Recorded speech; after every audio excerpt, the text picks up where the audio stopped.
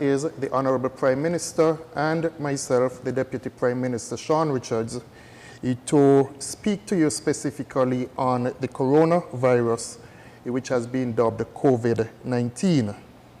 As most persons are aware, this pandemic has affected the entire world. It has affected us in terms of our health, in terms of our education sector, in terms of our economics, in terms of our social life.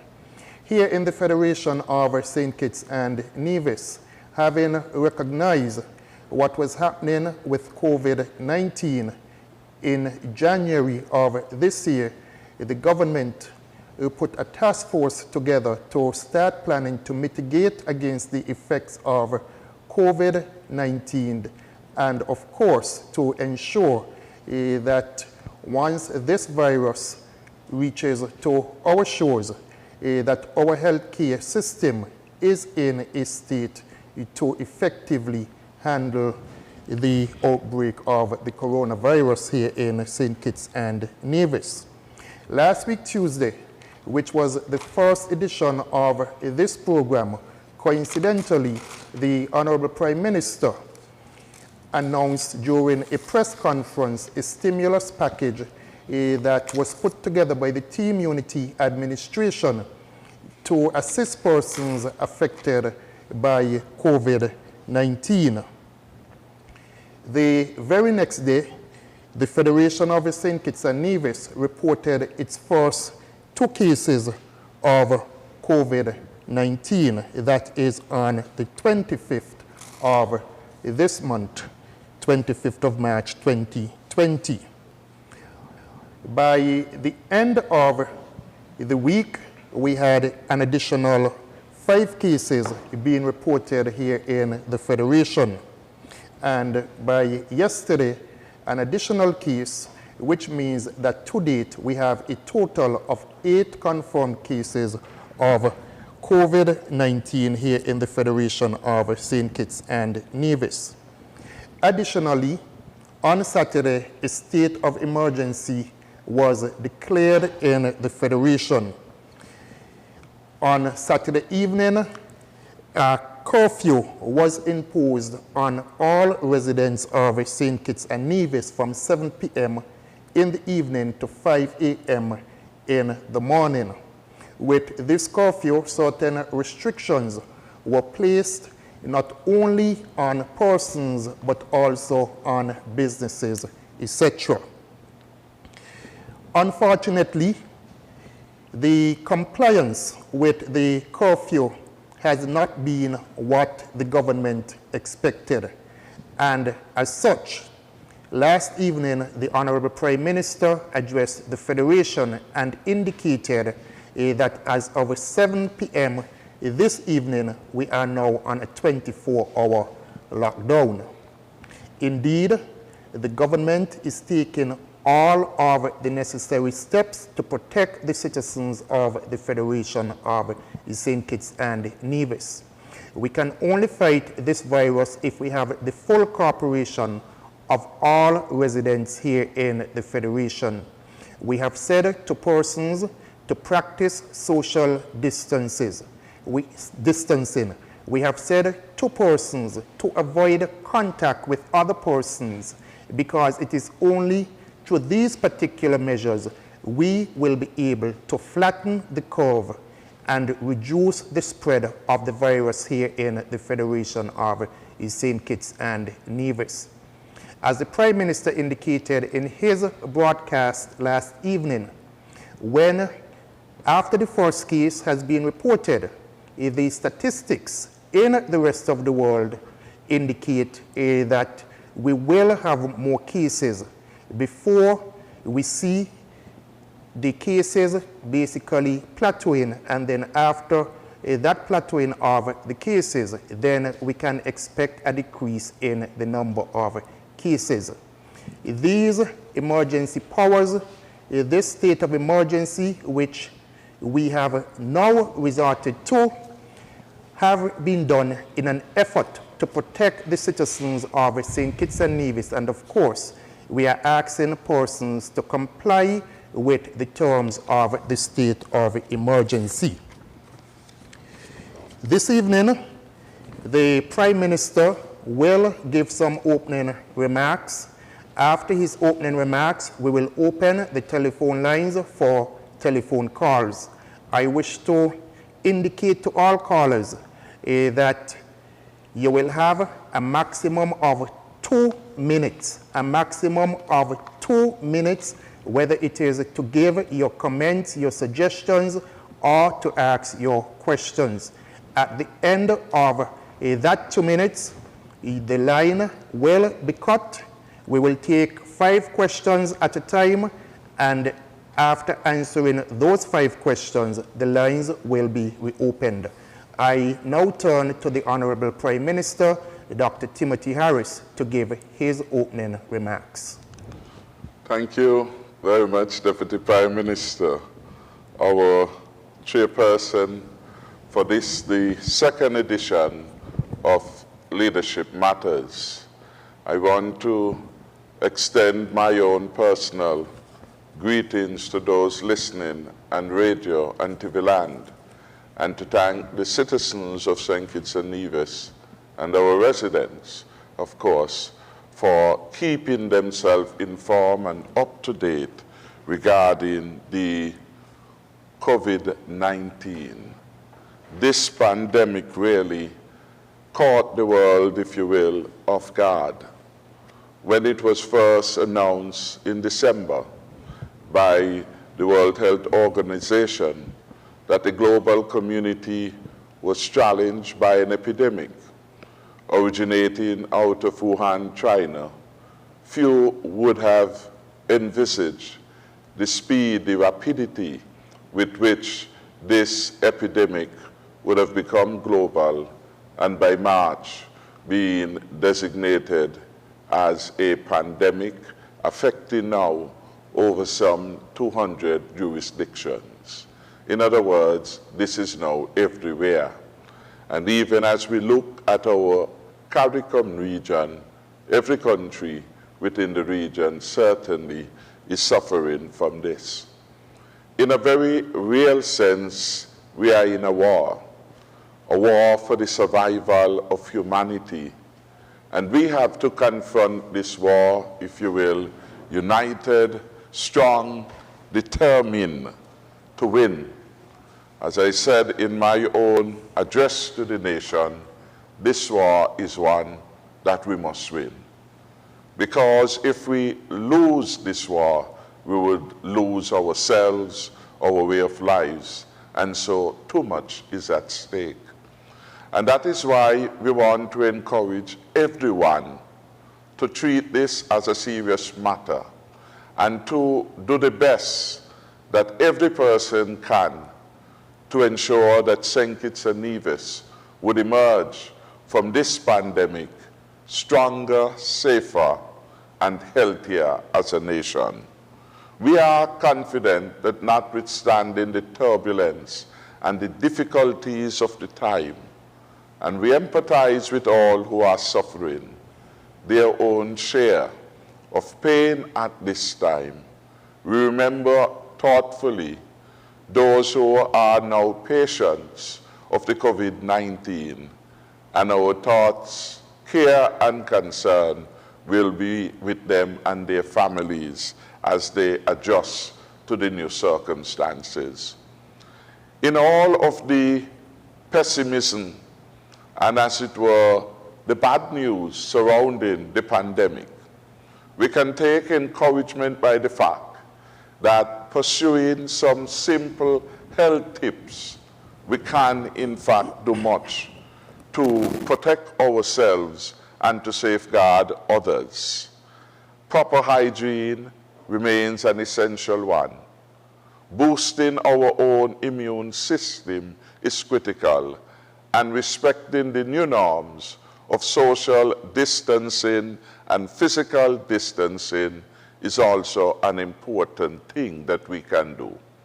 They are simple enough that each and every one of us can take charge and take responsibility for them. And so I would want to encourage every citizen to take charge and take responsibility for your own health, and to remind you that by so doing, the life that you preserve will be yours. It may well be a family member, a friend, a loved one. So each of us then can do something to advance the quality of life even in this difficult period of time which the country and the world faces. As I said earlier, the pandemic is everywhere, and we have had the benefit over time to see the disruption in life, in the economy of several countries. The evidence that has revealed itself indicates that no country has yet emerged as having successfully done battle with this pandemic. The most powerful countries in the world economically and the strongest economies in the world are those of the United States of America, those of China, Japan, and we could go on identify a number of powerful economies, Europe and the United Kingdom, Germany in Europe and the United Kingdom. And when we look at what has happened there, we see that those countries are under significant stress at this moment in time. The global predictions with respect to economic growth have been slashed significantly, and we are, as it were, looking to see how these countries would maneuver in the most challenging time. Some have said, and we have to agree, that this COVID-19 pandemic is the most significant challenge and crisis that mankind would have witnessed, at least for this century. And therefore, it is new to all countries, and we are learning as we move ahead. The strategy of St. Kitts and Nevis had been very early to prepare for this. And part of our plan basically was that we should try to keep the COVID-19 away from St. Kitts and Nevis for as long as we can. Once it was designated a pandemic, it was certain, as it now has, to come everywhere.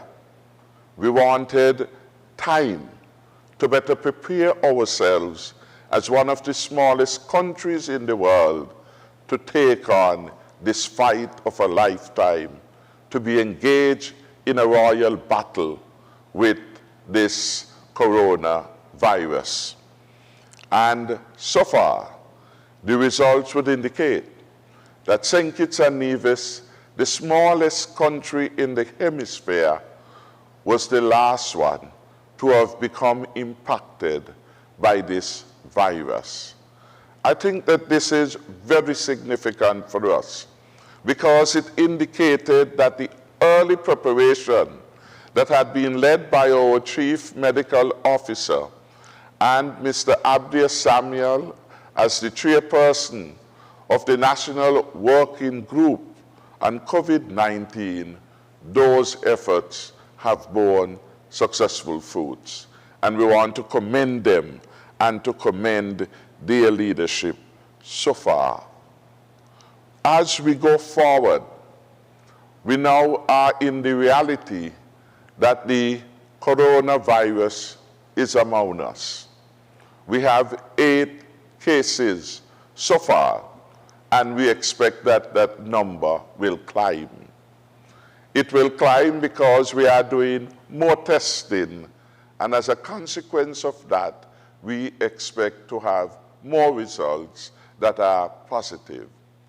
It will climb because as a consequence of having confirmed cases, one of the most vigorous efforts have been made to do contact tracing, that is, identify everyone with whom those patients would have come into contact. and depend on the circumstances to go beyond those sources to also determine with whom those other parties would have been in contact. As a consequence of it, you would note from the statistics provided that we have a significant number of persons in quarantine as we speak at this particular moment in time. We have a significant numbers in quarantine, and we have 8 in isolation. So that is where we are at this particular moment in time. I want to say how impressed I have been and continue to be with the excellent leadership we have had coming from our frontline officers. And I speak in particular to the dedication, the professionalism, the industry that our Chief Medical Officer, Dr. Hazel Laws, and her medical support team, Dr. Cameron Wilkerson, Dr. Liddy, and all the others have brought to this effort. And I speak equally to the work of the National Working Group on COVID-19. I want to say that at this moment in time, we can say that we have done several things the right way. We will continue on that right path.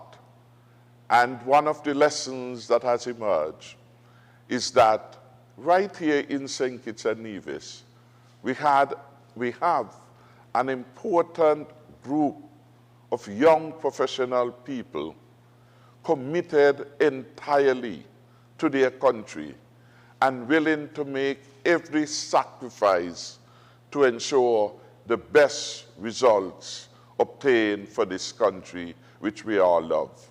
So I want to single them all out.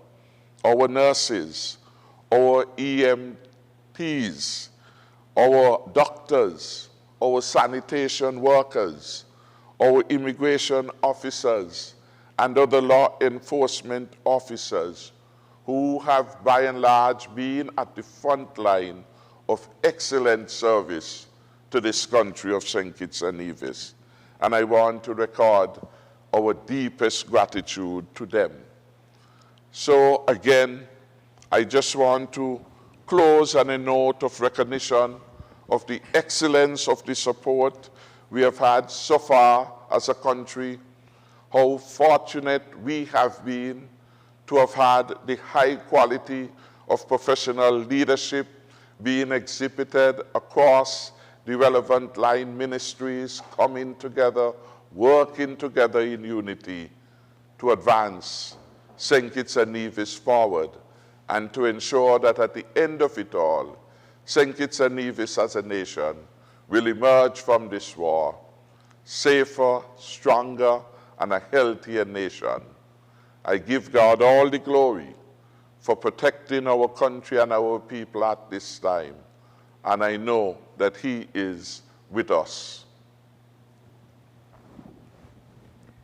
Thank you, Honorable Prime Minister. As I said during my opening remarks, we will now open the telephone lines.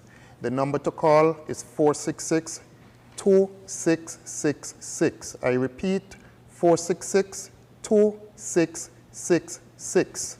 I also repeat that callers are limited to 2 minutes per call. At the end of the 2 minutes, the call will be disconnected so as to give as many persons as possible the opportunity to call in. The phone lines are now open.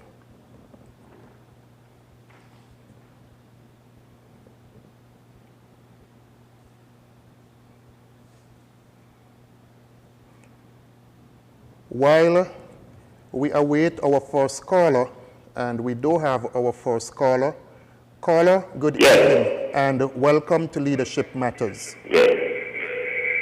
Hello. Yes, good evening, Honorable Prime Minister and Honorable Deputy Prime Minister and Honorable Attorney General. I want to thank you all for leading the country the way you all are doing it. And I want to thank the Prime Minister for exhibiting good leadership in this time of crisis, because this is a serious, serious crisis worldwide. And the only place that this disease hasn't reached yet is under the seawater. And what I have to say, Prime Minister, we never expect anything like this to happen.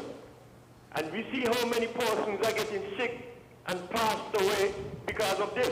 Well, I have a suggestion. What I would like the country, the government to do with the hospital when we get over this corona thing is to go up one more floor in the air on the hospital so we could have room for anything like this here happening again.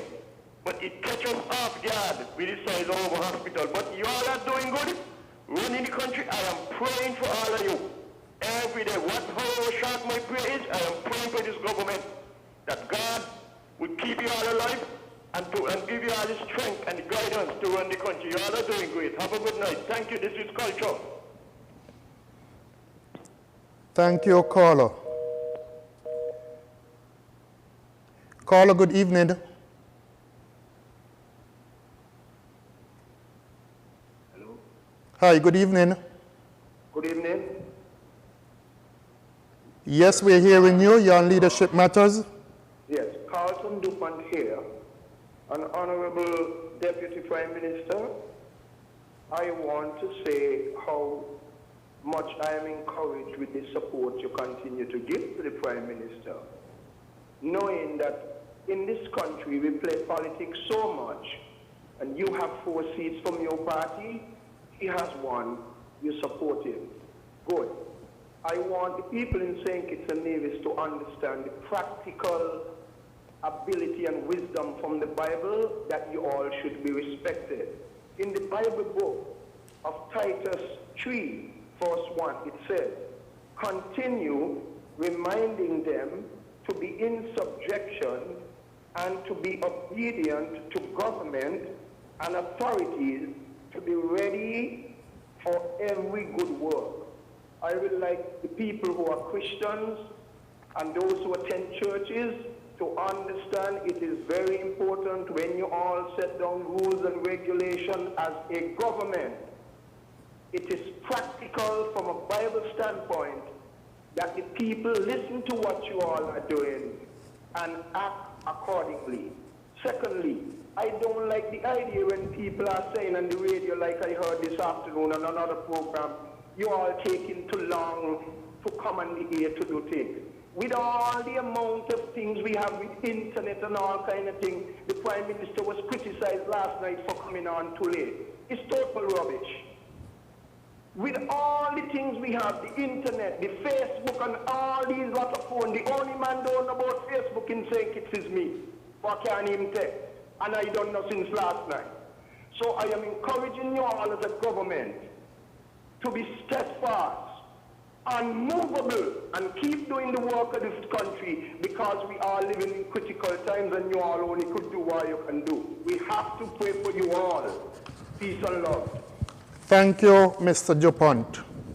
We now go to the next caller. Caller, good evening. Greetings, honorable gentlemen. So, you know, it is said that prevention is better than cure. Before we say what we're going to say, we want to echo, say, best wishes to all our country. No. Health, hygiene, etc. We hear in the world plenty. And, you know, in a time like this where we are faced with this global pandemic, if it don't caused by lifestyle that is unlike them was there, it is biological warfare. So, we want to know why we know food, health, hygiene, them levels there, one such priority that we lock down, we decide to go by any means to make sure that it is in place. Because daily, you know, we see people existing in nastiness, just flexing out nasty kind of habits. And it's like he got laws there, and the laws them nah. Sure. Yes, love. Thank you, caller. Caller, good evening. Good evening, caller. Welcome to Leadership Matters. Hi, good evening. I just want to say thanks for, what you guys did with posting in the country and all that, right? But I just want to know if, when you did that, you put any thought into the person who hello? Yes, we're listening to you. Go ahead. Yeah, I was asking if when you close on the country, if you guys put any thought into persons who are self-employed, like, persons who do landscaping and stuff like that, how would they get to work and make, provide for the family? I'll listen after you. Thank you, caller. We will take this, the fifth caller, and then we will break to answer your questions. Caller, good evening. Good evening. Yes, hello, good evening. Yes, good evening. Go right ahead. Hello? Hello, good evening. We're listening you. Welcome to Leadership Matters. Okay, sorry. Good evening to all distinguished panel, Prime Minister and Deputy Douglas. Deputy Harris. Sorry. Anyway, what I would like to say is this, right? One, the reason why so many of the petitions are not taking the thing seriously because you come on the air and you say you have such in quarantine, and these are people who have been imported. So the typical petitions figure that it didn't get out into the public, and so we are okay, because you drive around places and you keep seeing people just being together very close up under each other. So they're not really advising the instructions of social distancing. The other thing I would like to put right is that because I've learned that the virus could be in the air up to 3 hours if like you sneeze or cough. What happens if somebody go into the ATM machine or into the bathroom and while they're there they sneeze or they cough and they walk out there and then somebody comes in within 2 hours and inhale that virus by not even knowing that a person was in there who was asymptomatic carrying the virus and not knowing, and they catch it. So I think there needs to be more education. I think there needs to be more better awareness of how this thing could be transmitted. We know that based on reports and radio that it could be transmitted by picking it up by on a surface where it could stay on surfaces at different lengths of time. But I think you need to sterilize as much as possible the ATM machines. As people who go into the ATM machines use their fingers, come out of there, you may have an eye itch, you may have something on your face, you wipe there, and somebody was in there contaminated. That's it right there. So I think it needs to go even further with education to where everybody is aware of how they can protect themselves. Vehicles, the sneezing thing, because you might try to avoid being in contact with people, but then what happens when you go into an area that it was there and you wash your hands and you have accidentally hit it, but it will be as it is. One thing I would like to also suggest is that is it not weird how China was able to close down the whole country, deal with it to such a degree that right now they are recovering, while the other parts of the world are struggling with it heavily. So, they say it was man-made, but I don't know. I just look at how China is able to deal with it in such a quick response during rapid, quick, serious closing down the whole society, and now they have recovered, while the whole world is struggling with it. So, but I'm proud of what you have done with the total lockdown. I think that you need to make sure the patrols go around and really see to it that Caller, can you wrap up, please? When they're not supposed to be out, and just have a strong penalizing conviction, if anything. At $500, you see anybody together underneath each other, straightforward. They must learn somewhere else somehow. Thank you so much. I'll listen after. Thank you. I will now turn to the Honorable Prime Minister to provide his comments and to provide answers. The first caller, culture.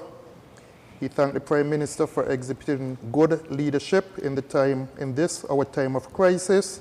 And he asked a question or suggested that after we would have gotten over this crisis, that the hospital should be expanded. The second caller, Carlton Dupont, he thanked me for providing support to the Prime Minister, and to him I say it has been a pleasure for me to do so. Essentially, it is giving support to the people of St. Kitts and Nevis.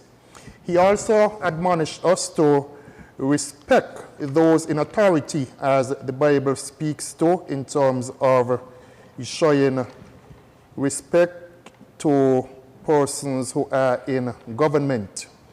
He indicated that there are persons complaining that it is taking too long for the authorities, that is the Prime Minister and others, to come and hear, but he pointed out that with modern technology, persons should be able to tune in and to listen at any point in time to any information being given. The third caller reminded us that prevention is better than cure, and he spoke about persons maintaining good health and hygiene. And he said these must be a first priority for persons. The fourth caller asked how families are supposed to be provided for when individuals within the family are not able to attend to work. And the final caller gave some advice in terms of social distancing. He, however, asked questions surrounding persons entering facilities such as an ATM machine, not knowing whether one would have sneezed or coughed in there before. He pointed out that the virus can remain in the atmosphere for some 3 hours. And as such, what are we doing in terms of creating greater awareness, creating greater education, and what is being done in terms of sanitization, etc., to prevent persons from innocently picking up the virus? Honorable Prime Minister. Thank you very much, Deputy Prime Minister. And I want to thank the callers for raising some important matters. The caller, the last one, if we could start that way, spoke to the issue of penalties. And certainly the Emergency Powers Act do provide for penalties with respect to those who would be in breach of the emergency powers regulations. And indeed, it provides for a fine not exceeding $5,000 or a term of imprisonment for a term not exceeding 6 months or both, and to forfeiture of any goods or money in respect of which the offense has been committed. So we have 3 categories of penalty: a fine, $5,000. You could also be fined and sent to jail. And additionally, any of those 3 can go together: a fine, a term of imprisonment, or the forfeiture of any goods or money that would have been derived when the offense has been committed. So there is in fact a penalty, and even going to the extreme case, if you will, of imprisoning people. We are hoping that we wouldn't have to go there. If everyone acts sensibly and responsibly, we can overcome this particular pandemic, and we can do so without any significant losses of life in St. Kitts and Nevis, which is what we really want to prevent. Any significant loss of life is where we are at now. And that is why, through the Emergency Powers Act, we have sought to impose the discipline upon people of staying at home. Stay at home unless there is an overriding or compelling reason for you to want to leave your house. And that is why we have identified a limited category of persons, largely described as essential workers who will be out there helping and fighting to keep us safe. And we want them to be free enough to be able to go about doing their work unencumbered by other persons, as it were, crowding their particular space. The matter of China and the Chinese model, again, it is still too soon to determine how successful China has been. You have to appreciate that this particular emergency, when it was declared in December, had its origins in China. So China has had more time, as it were, to contain and to put mitigating measures in place than any other country. So if you were to count from December until now, China has been dealing with this for over 3 months in a real way, because that has been the epicenter of this particular coronavirus disease, COVID-19. And clearly, having regard to their own successes, we can now look to that particular model to see what it is we can adapt to our situation or to any other country, bearing in mind that there are different and important distinctions in operating in China to operating in a Western system of governance and democracy. The matter of the hygiene is one which repeatedly, in almost every statement made and almost every day, our health practitioners are indicating to the people to follow certain simple steps. And one of it is hygiene, and in particular, hand hygiene. There is no absence of information and repetition of the requirement for each of us to become more conscious with regard to our own health, and in particular with respect to our own hygiene. Whatever we can do to encourage others to be on the path of best practice, that would certainly help all of us in the long run. The specific challenge which he raised with respect to the ATM machines, from our understanding, the banks largely has been very proactive in attempting to mitigate transmission. And they now are exercising and, in fact, doing a good job in terms of social distancing. They're also providing hand sanitizers, etc., to assist and to ensure that the customers are in good stead and can go about transacting their business with a low probability of the coronavirus being transmitted. So I want to commend the bank basically for the very sensible way in which they have gone about dealing with this particular challenge. The caller who raised the issue of self-employed person, and as it were, how one will go about plying their particular trade. That, of course, is a significant matter for everyone. How will we exist? How will we go about getting food on our table, etc.? And we are indeed sensitive to that. But critically important at this juncture is saving life.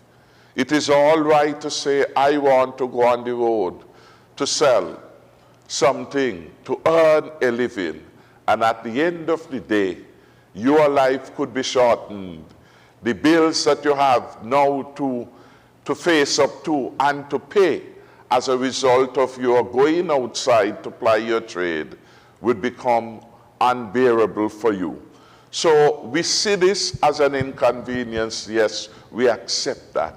It is a sacrifice which each of us must make for a better life thereafter. And we are just asking you in the first instance to make a sacrifice for 14 days. For 14 days, stay at home for as much as possible. And if you were to do that, a full life may be guaranteed you. I don't think we can compare a sacrifice for a temporary period of 14 days for a lifetime of better health, of safety and security. And we have to be very careful not to always monetize everything, because we can make some money today and tomorrow the money disappear in meeting the consequences of our participation. The government has been sensitive to the problems which every citizen and resident will face.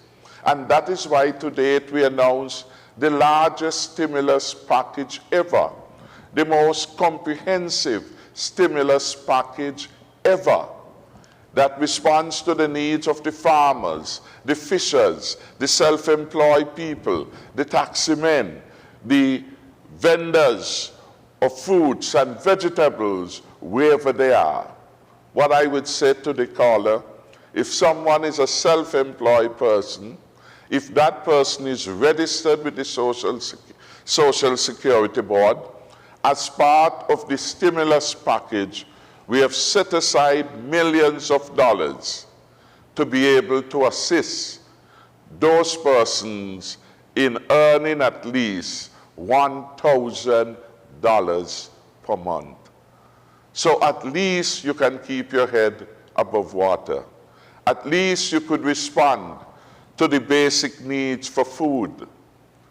We have done this like no other government in the region has done, to ensure that our people emerge from this pandemic at a better place, ready to continue to engage the world and to do business that would take St. Kitts and Nevis to a higher level and a new level of growth and development.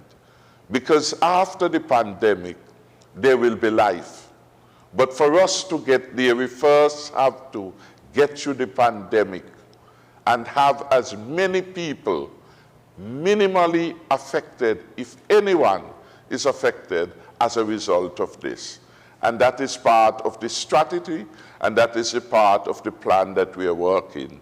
Again, our advice, the advice from the health people, is to shut off yourself for as long as you could and to stay away from crowds as much as possible, because you do not know who is carrying the virus.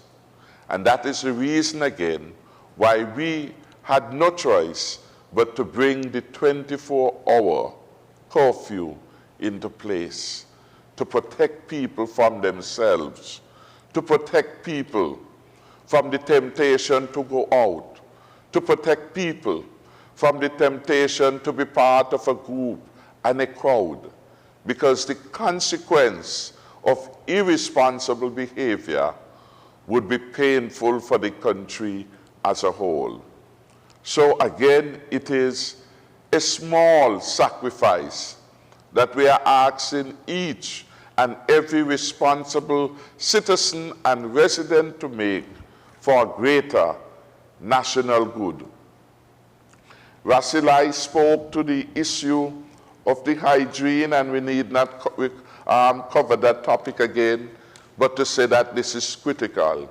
And yes, it may appear somewhat a bit odd that this is something so basic, and yet this is part of what we have in our repertoire to respond to a pandemic.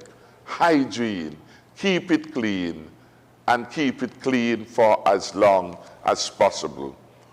So there are simple things that we can do. Each of us is empowered. Each of us can make the effort. And if we were to do so, we will emerge from this pandemic at a better place. The caller, Mr. Dupont, raised the issue of the excellent teamwork that is being done. Well, we are a team unity administration, and the Deputy Prime Minister has been a perfect deputy in terms of his support, in terms of his understanding, in terms of his loyalty, in terms of him appreciating that the leader must lead and must be given space to do the right thing for the country. And I want to commend him and thank him again, as I have done so often. But the cabinet as a whole has been very helpful. And we could not have become an administration that has delivered unprecedented progress to the country if we were not working as a team. So I want to commend all the members of the cabinet for their support and for their commitment and dedication to St. Kitts and Nevis. He spoke to the matter of information, and clearly none can say that there is an absence of information. What we have out there are some people who choose not to take this matter seriously. If you listen on every television station, this is headline news. If you listen to every radio station, this is headline news. No one can seriously say that they are unaware. Our National Task Force Working Group on COVID has been everywhere, speaking to small groups and large groups long before the virus reached our shores. They have been in our schools.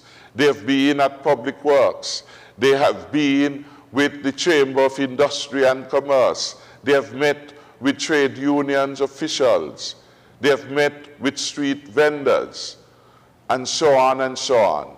So they have been a plan which has been worked to near perfection in terms of delivering information.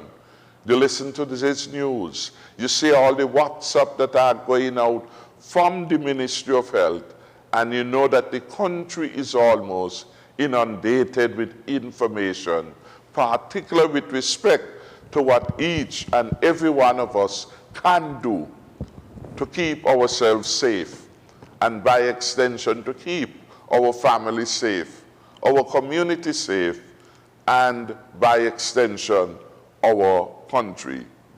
I want to thank Culture for his support and for his advice about the future.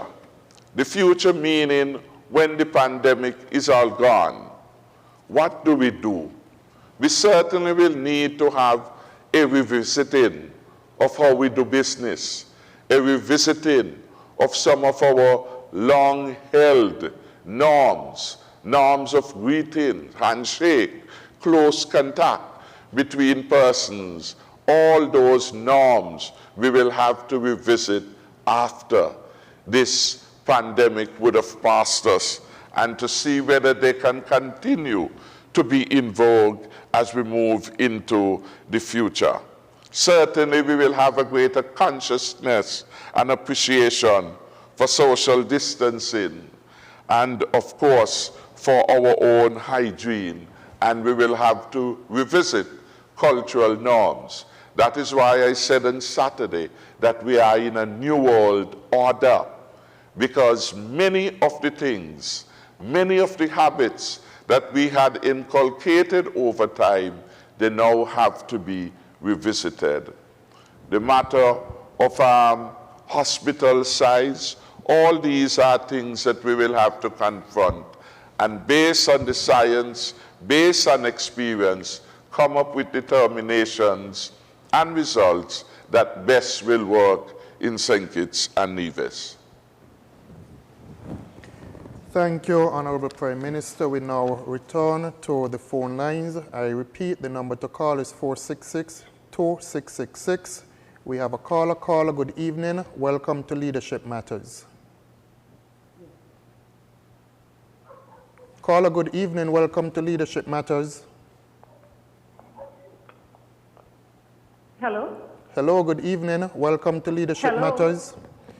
Caller, good evening. We're hearing you. Good evening. Good evening. Good evening. I was just asking on behalf of the farmers, like what do they have in place for farmers in particular? if we have a specific time that we can leave home in the morning and then come back in the afternoon. Thank you. That's a concern that most of the families have. I don't know if people calling in think it's about that, but that's the concern that we have here on Nevis, and we would love to have an answer before the morning so that we can know what to do. Because we can't leave our livestock, we can't leave the plants them to the monkeys, because we wouldn't get anything, and then food security would be down the drain, same way. So we just like to know what stipulations they have in place for farmers. Thank you, caller. Good evening. Welcome to Leadership Matters. Good evening. Good evening. Hello? Good evening. Welcome to Leadership Matters. Hello? Hello. Good evening. We're hearing you. Yes, good evening. No, I could not hear back. Good evening to everybody. Greetings in the name of Jesus Christ. Good evening to you, Mr. Prime Minister, and good evening to you, Mr. Deputy Prime Minister. Good evening. Now, first of all, I would like to say this, and I'm going to say this as a Christian, and how I understand the Bible, and as others understand the Bible as well, who I respect a lot. Now, when I read the Bible, okay, concerning how the powers and the authority and the limits of government, for example, Romans chapter 13, verses 1 to 7. I see, for example, there, the government, God delegated to all governments the right to punish evildoers, as the Bible determines and defines such, to praise those who do good, as the Bible determines and defines such, and to pick up the taxes to perform those God delegated powers and authority, especially authority, to government. In those clearly defined authority to government according to the Bible, I haven't seen anywhere there where the Bible has given any government the right to lock down a country, and even worse yet, to tell the church when it can and can't worship, and how it can or can't worship, provided the church is not committing a crime according to the Bible. God has created different spheres in life. He created businesses sphere, he created the government sphere, he created the family sphere in life, and he created the church sphere in life. And they are not to supplant each other's sphere in life, because God clearly delineated in the Bible the authorities of each sphere, and one is not supposed to overtake the other.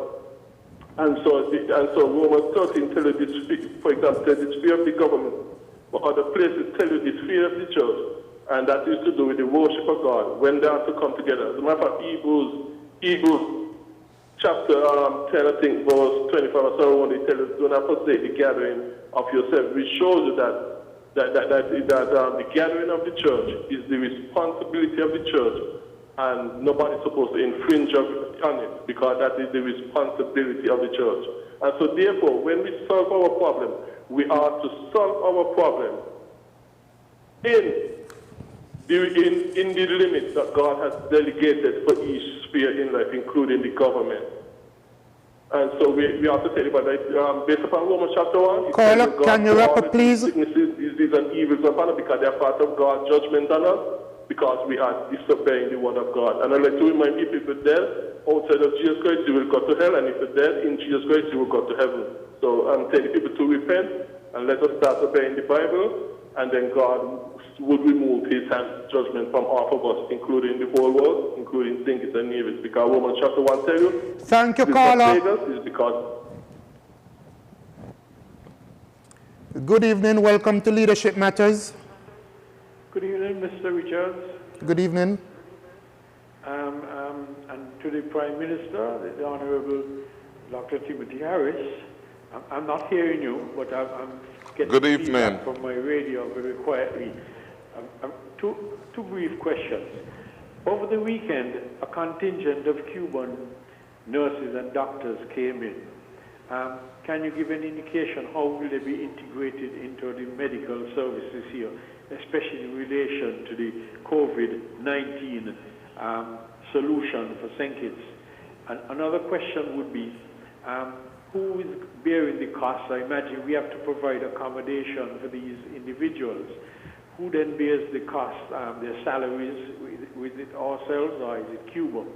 And thirdly, I understand that CAFA has been doing the testing for individuals who we suspect may have some of the virus here, and that takes a number of days. But recently, some institution in St. Kitts has been doing local testing. How accurate are the local tests being done? Because I did hear on the St. Lucia radio station that there were some questions about the accuracy of some of the local tests being done in St. Lucia. But I'll listen up here, of course, for the answer. Thank you. Thank you. Good evening. Welcome to Leadership Matters. Yeah, hello, good night. One is a good night to the Deputy Minister, Honorable Shawn K. Richards. One is a good night to the PM, Mr. Harris. First, let me commend you on the work that you are doing, the steps and the methods that you are taking, and which mean that the country is heading in the right direction. Sometimes we can't be too quick to jump. You know, you have to look before you leave, and that's what Team Unity is doing. So I really want to say, kudos to that. One of the things, well, a lady called me from Davis and she asked one question, and we in St. Kitts also want to know, if there's what time frame it is given to the farmers to go to their flock. I mean, I live close to my area, and I'm into the pig farming and the cattle herd, right? So we would like to know what time frame is given. Also, person wants to know, sometimes you have nurses, or sometimes you might have an individual who usually go and visit a home to give the family, loved ones, or maybe somebody would know, some insulin, and they would like to know what step is being taken to facilitate them. I know the police, is working, and I was going to be more professional when dealing with persons who they might have caught out. Some persons may not have a letter of approval on them, right? But I would like to believe that once they have, for example, if somebody goes to get an insulin and have the insulin in their hand and they say they're going to Dongdu to give Miss John insulin, one would hope that the police would allow the person to facilitate that part of it.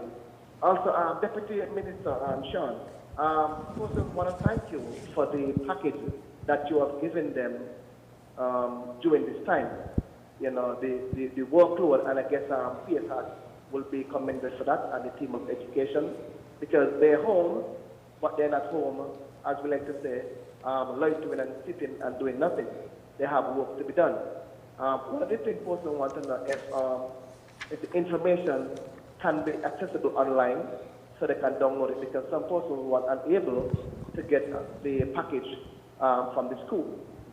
Is there anything in place still that they can get their package for their child? Because some persons were being busy shopping and trying to provide for themselves, so they will not get the package. But overall, Mr. Harris, you have to keep up the good work. You are a leader, and you are listening to the people. Again, you're here tonight, and that's very, very important. Because persons say you're not coming in the ear, you're not hearing, you're not adjusting the nation. Caller, can you wrap up, please? I ask you to adjust the nation. I ask you to disseminate more information to the media. And my God, Gatic Media is working overtime, but he is up for the challenge, because the people must know what the good work Team Unity is doing to make sure that we are safe. So continue feeding the media with information, so I can give the people the answers, what they are. Thank you, caller. In terms of the package of Social Security, I don't want people to panic. Team Unity have you covered. There are simple steps that you will take to apply for this.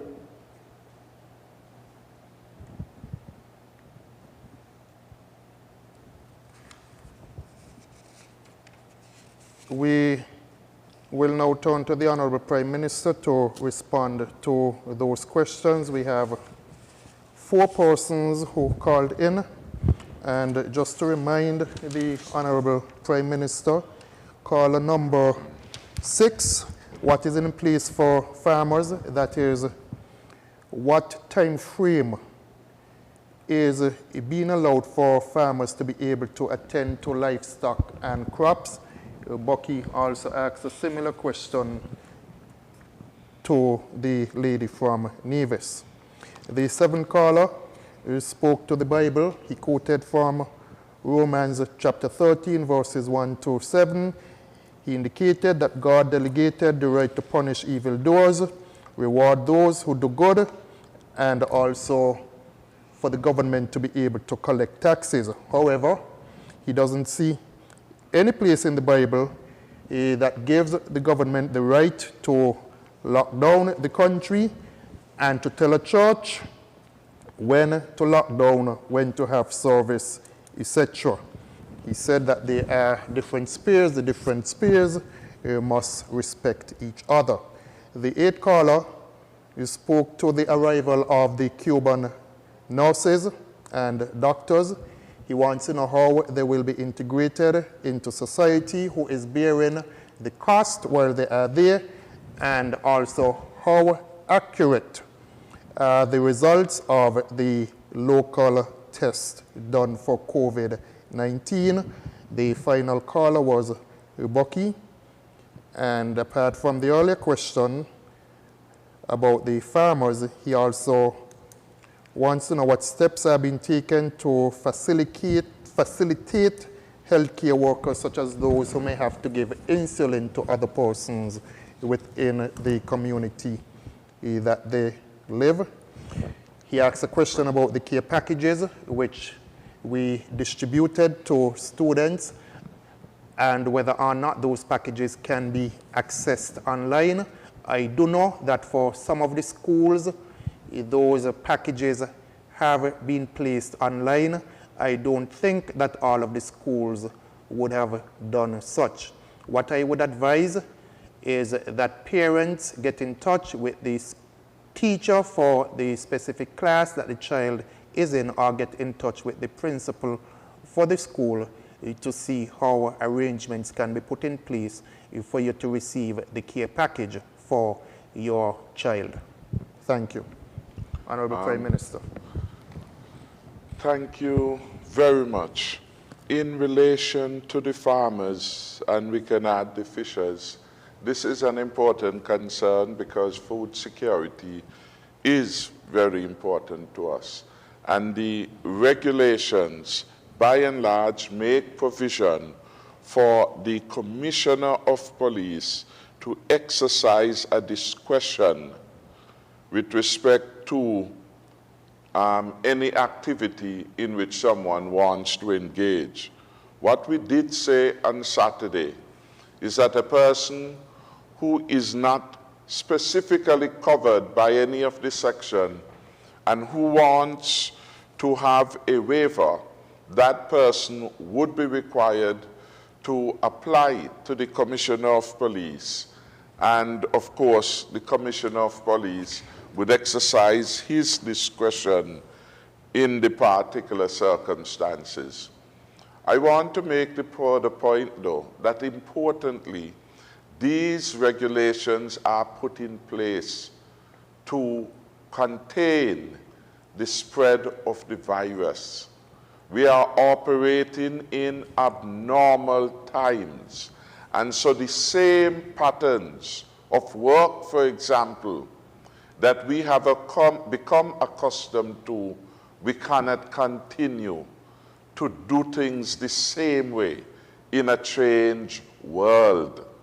So our patterns, for example, of farming will have to undergo some element of change because we have to respect that in normal times, certain things which were advisable could not in abnormal, turbulent times be acceptable anymore.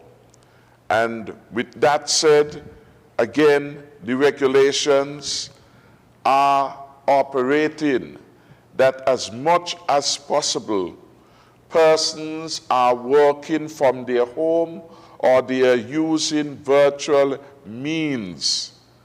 And in order to get their work conducted, certainly it's difficult for the farmers and fishers, and a special carve-out may need to be made for these people. Again, they will have to speak with the Commissioner of Police, who will make a determination with respect to any variation in time that is to be granted to that particular category of workers, an important group.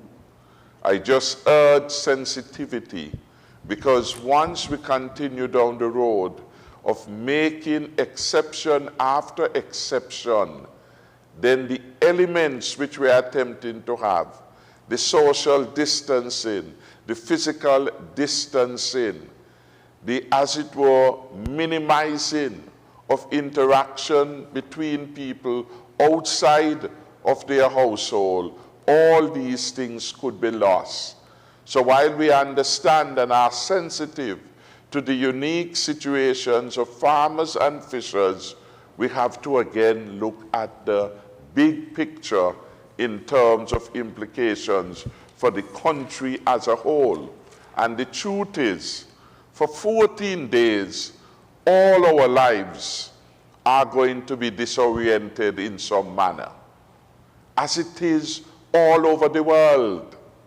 So we are asking again for persons to be sensitive to the fact that they are going to have to make changes in the way business is done, in the way we organize ourselves.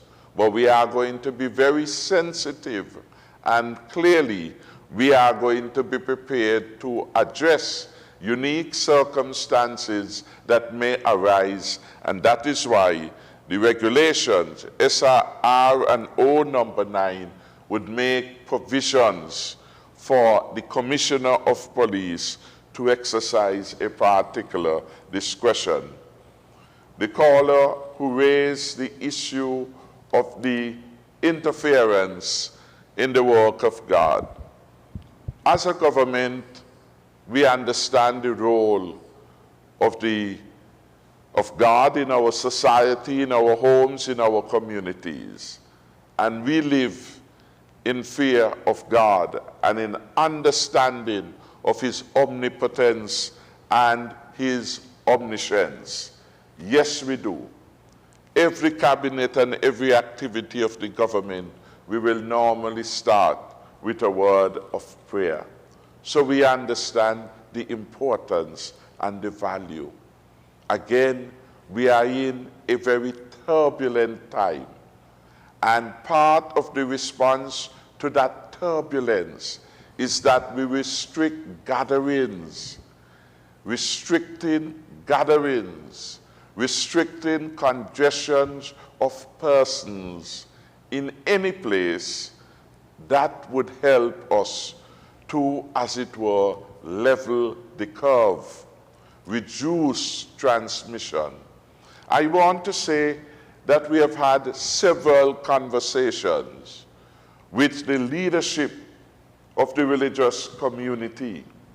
The Evangelical Association, for example, have penned a letter complimenting the government for its work and giving support to the measures which the government has been forced to adopt to keep their membership, their congregation, and the rest of the society safe. So too, there has been consultation with the Christian Council. And it is not that any religious body cannot continue to do their work. For a period of 14 days, in the first instance, we are saying certain adjustments can be made. You can do virtual services. And long before this, many of the churches had embarked upon this particular measure. Indeed, even before the virus had reached here, in other countries, those restrictions had become norm and the religious bodies had adopted them as best practice. So I want to give the caller the assurance that yes, we are a Christian society and we are a society of many religions. The majority of our people follow the Christian faith, and we have utmost respect for religion in our society. What we are doing is very much necessary if we are to turn the tide. And therefore, this government will not be timid in doing the right thing on behalf of the people. And I want to commend, as I said, the two main church groups in the country, the Evangelical Association and the Christian Council, for their public support to the government and to the work of the National Task Force, the National Working Group on COVID-19. Another of the caller raised the issue of the Cubans who have come in, largely to help strengthen our health systems. 34 professionals came in, and these will be incorporated in our health system, our health centers, and our hospitals. The cost of their accommodation and of their living in country will be met by the government of St. Kitts and Nevis. So the government required and sought the support of the government of Cuba to come to our help in terms of enhancing our health professionals that we could put to work to overcome the COVID-19 pandemic. And we have had 34 such professionals who have come. The government is paying their salaries, and the government of St. Kitts and Nevis is paying for their accommodation. That is the answer to this one. With respect to the comparative accuracy, if you will, with respect to the local lab and the results that are being returned by CARPHA, I am advised that so far our own local tests have returned results that are comparable to those of CARPHA. So where locally the results have been described as negative, the results from CARPHA, which at this moment in time is the designated authority for testing, the results have basically been the same, at least to date. And we are happy for that because it shows again the abundance of talent, the quality of the lab that is producing the results. Would I have left any matter, the farming matter we addressed? I think that we have captured most of the issues which have been raised. We now go back to our telephone lines. The lines are open, 466-2666. Caller, good evening. Yeah, good evening.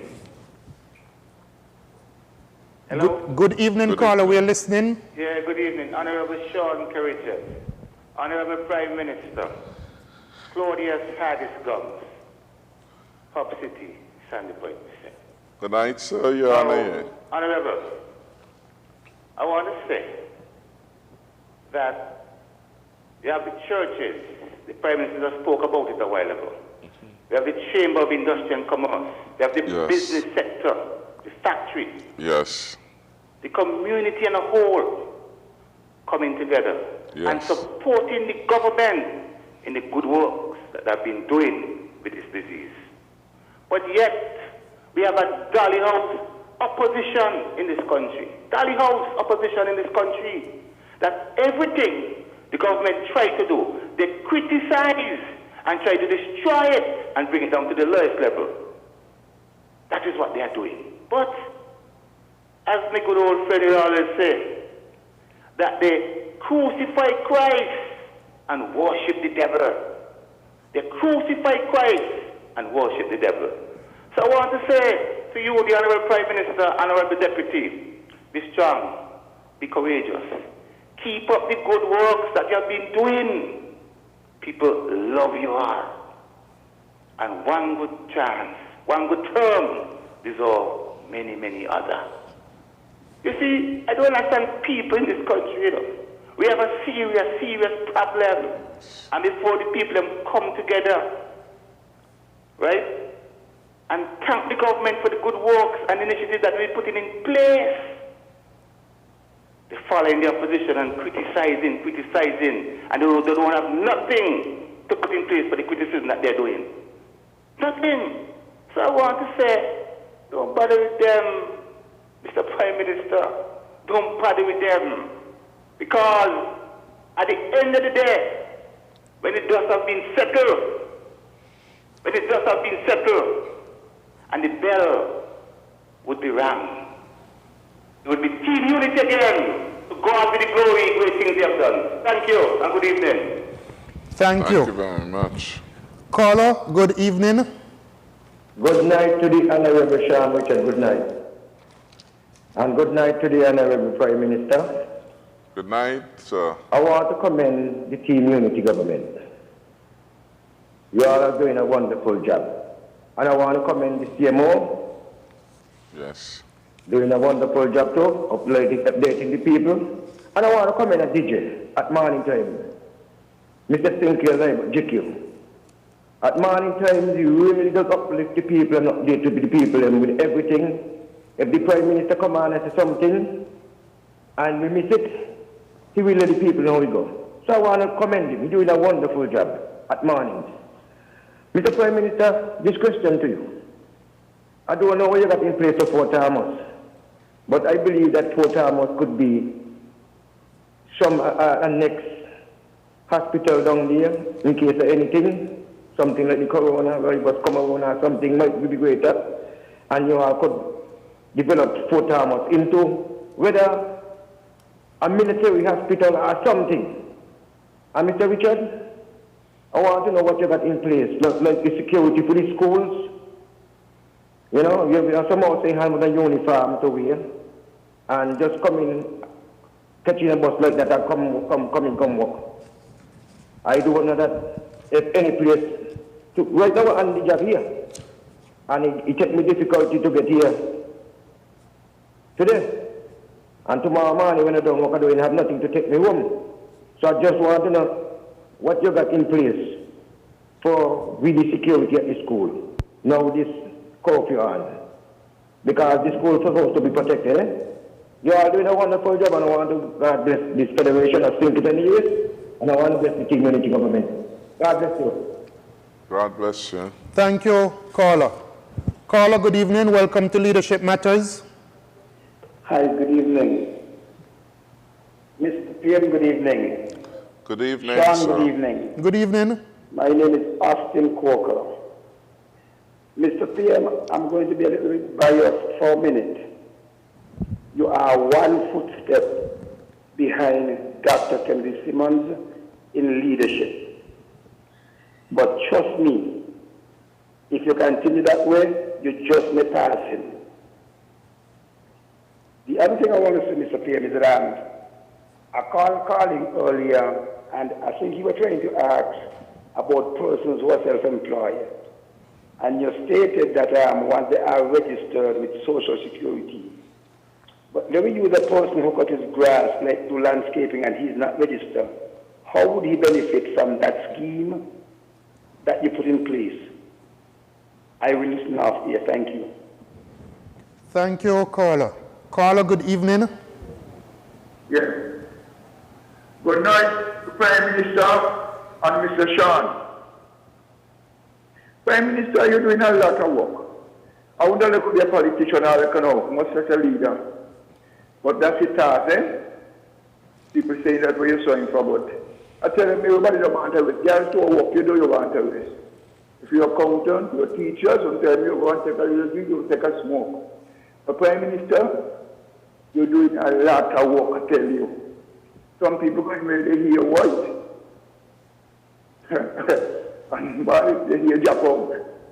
But, Prime Minister, no money at all to save no one. People locked down for years, the 14 days. What does it mean to people? You go to New York, open New York today, all over, walk up and down. So I don't understand the complaint people making. They're making silly excuses. You understand? 14 years ain't nothing. Just here in the country. All what people got to do, all who are doing business, self-employed, put a little thing aside. You got to think for social security, self-employed, go and put down money. And some people not go and put down nothing. But now they're looking for the government to pay everybody who's sitting down. You understand? This is unfair. It's unfair to the country. No amount of money could save you. You got a couple rich man who think it's dead, had business. And they went all over the world to doctor and all over, and they still come back in the coffin. So we're talking about a 14 days for lockdown. There is no problem. You know why they're making it a problem, and they're going to take the politics out of it. They have to take the politics out of it. Do you understand? And that's why I can't see about we people. You know?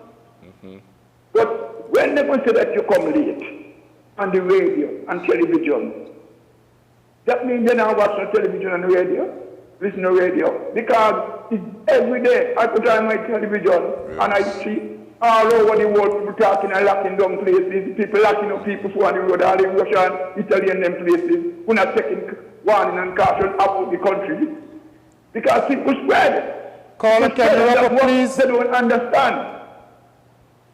But they understand, no, but that's smart in my place.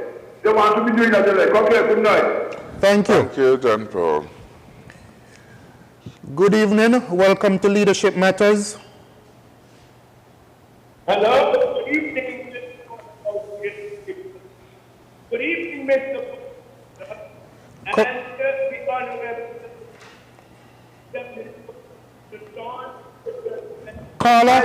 Caller, you are breaking up. How are you doing? Hello? Hello, you're breaking up. Can't hear you properly. I said, please, how are you doing? I am good. And you? I doing great myself. Even though we are on the U.S., everybody's going to come. But I hope they are willing to play the part of being the part. This is the big one. But you were born with that. It's a spiritual matter. We're going to beat it. Hello? Hello? Hello? Yes. Can you hear me? Not properly, as I indicated earlier. Do you want to call back? Let's start. You are doing great if I don't get that. Caller, can you call back, please?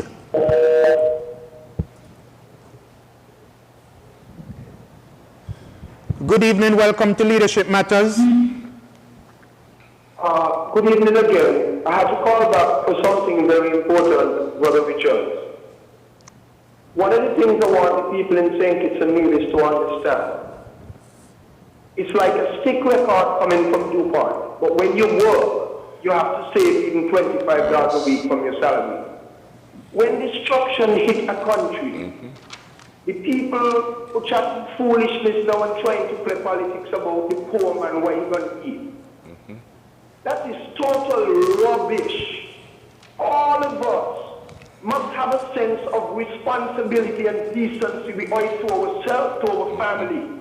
We must have a savings.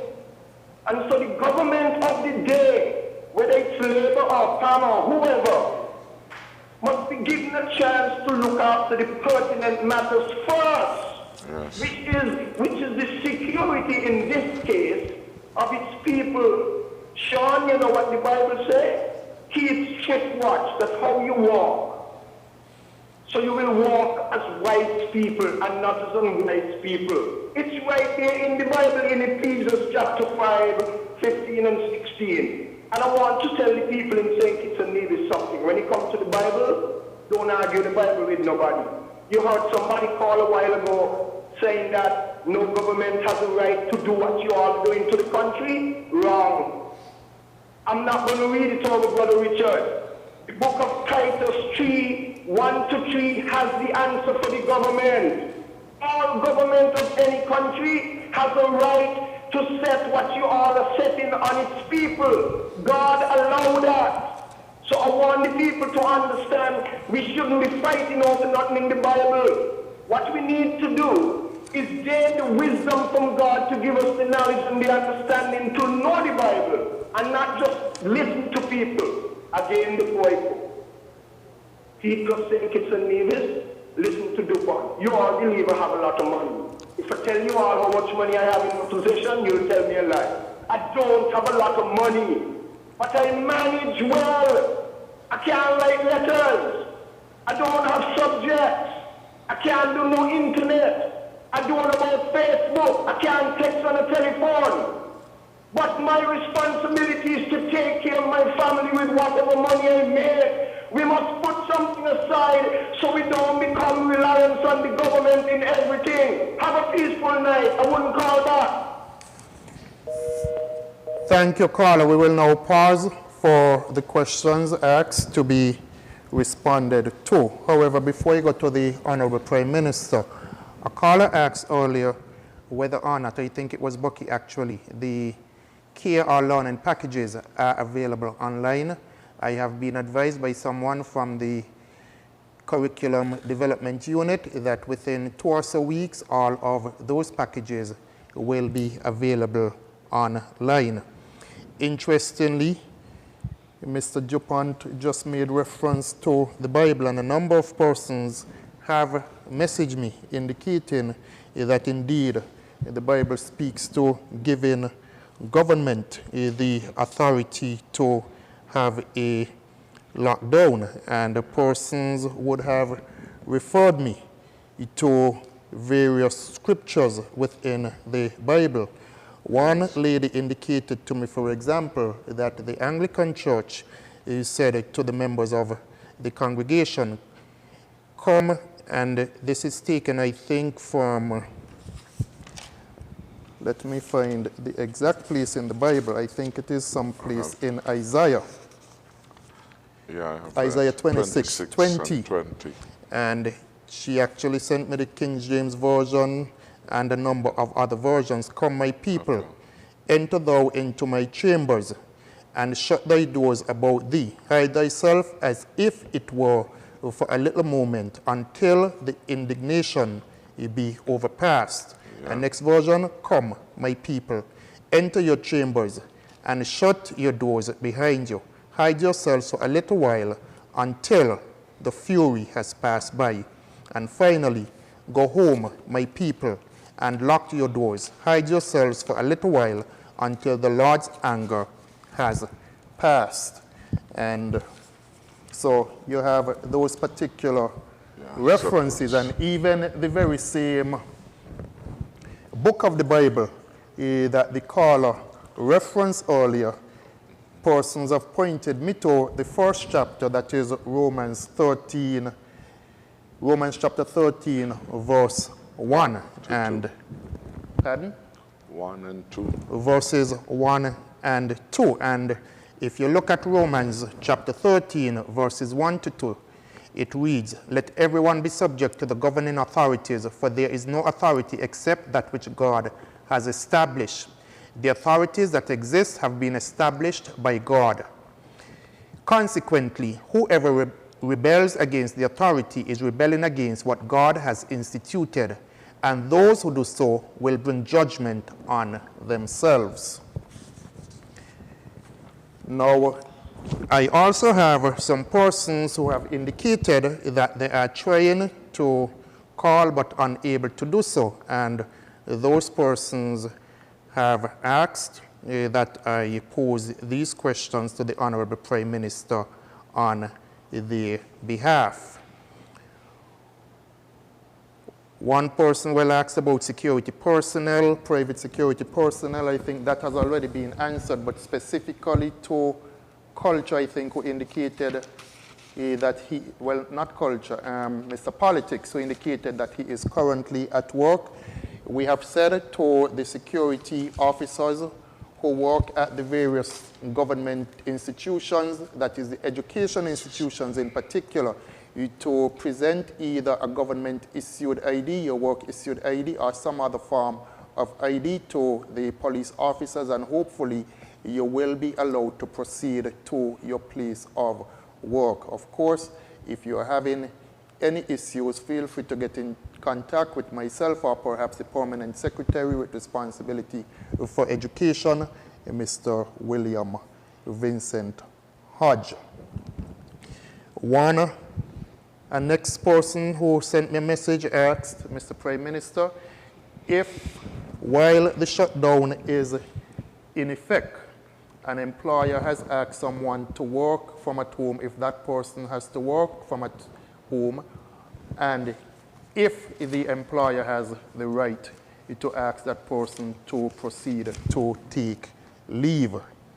There is a next individual, and the case is somewhat one relative to health care. And the question, I have an urgent question. The daughters of an elderly lady are my clients. They live abroad, but hired a caretaker to care for and stay with their mother from 6 p.m. to 6 a.m. The son transports her to and from the elderly lady's home every day. Her doctor gave her a letter in case she's stopped by the police. I know the commissioner is required to give clearance. However, I could not get in touch with him. And she gives the name of the elderly lady. She indicates that the person had a stroke and needs the caretaker to come in during those particular hours, and what can be done so that the caretaker or the son do not get arrested or fined. Do you need a reminder of the other questions? No, I think okay, I have them. I want to thank the callers, and in particular, Jupan, John Paul, Mr. Politics, because they had the same refrain. I want to remind our citizens, these are not normal times. We cannot do the same thing we were doing in abnormal times. To be clear, we are in a state of war. And when a nation is at war, things have to be done differently.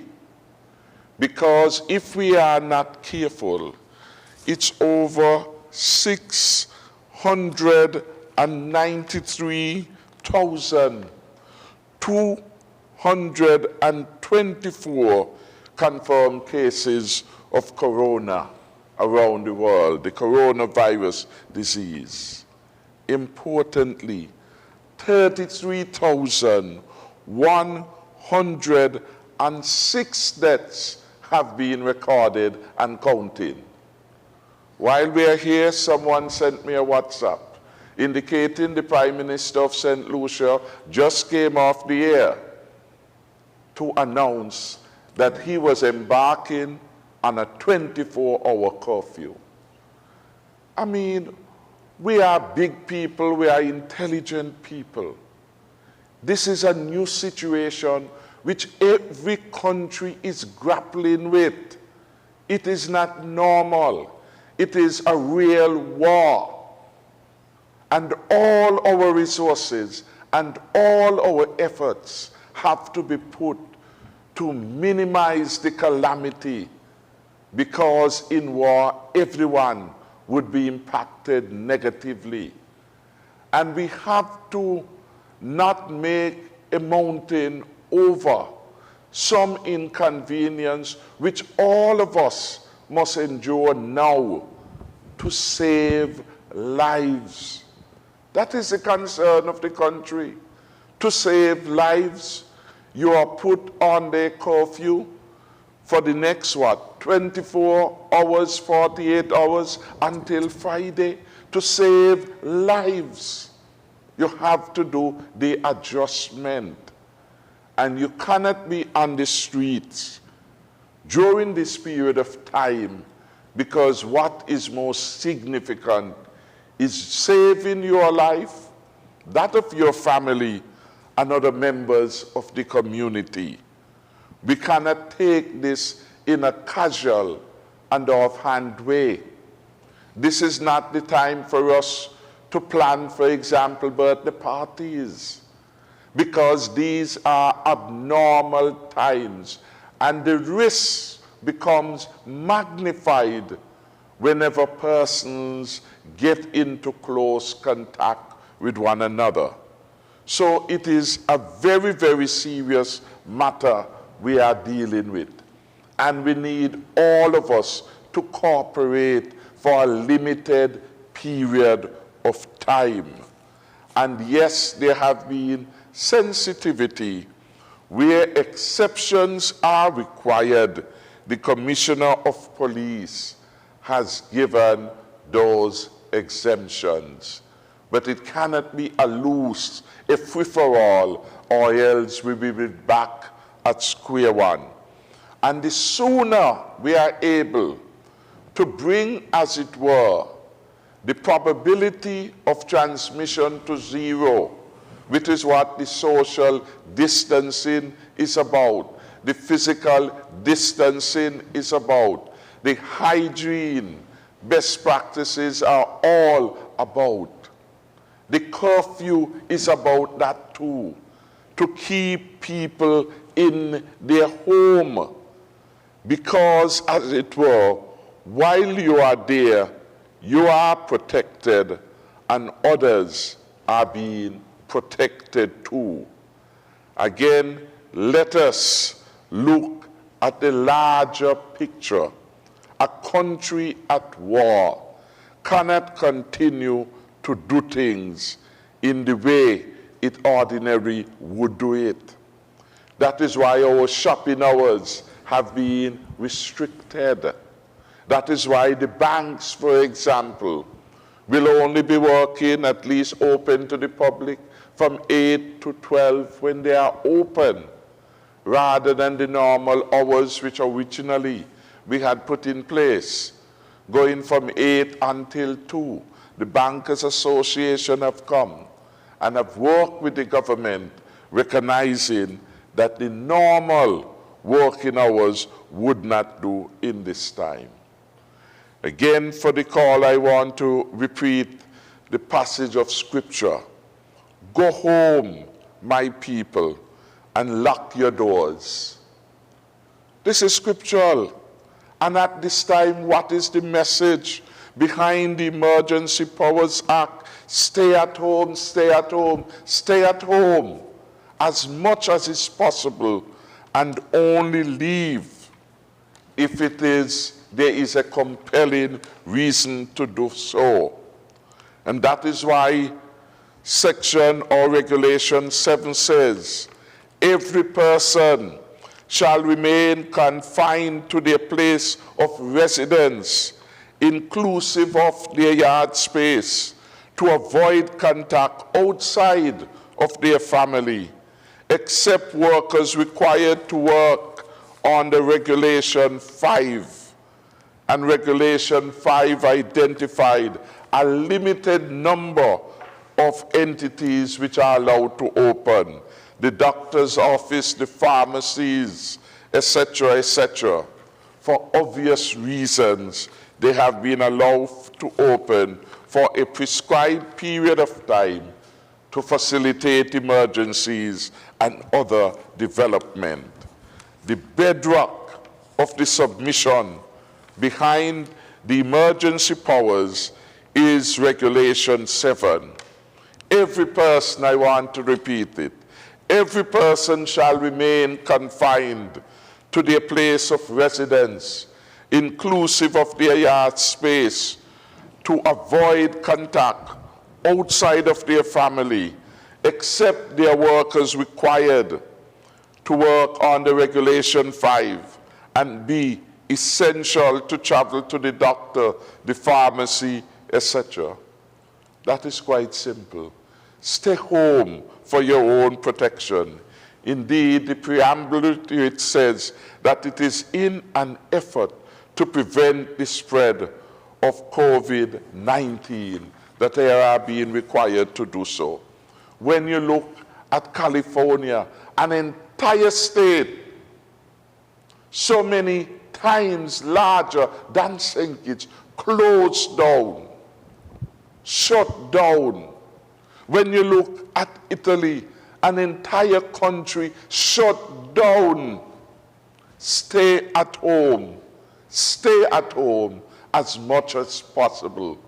And just as it would in other circumstances of severe adversity, we have to stay at home. And we know that it is abnormal. After the hurricane, what is the advice? Before and after, stay indoors for your own protection. The analogy is not a perfect one, but it speaks to abnormality in situations which require a different kind of behavior. The first goal of you must be to prevent yourself from being infected. The animals and everything else come after. Your first attention must be to yourself and your family. And in this regard, again, it is perhaps useful that those who say that the efforts perhaps are not based in Scripture, that we could point to Isaiah chapter 26, verse 20. Go home. Go home. Go home, my people, and lock your doors. Locking your doors is an indication that that is how you are going to be safe.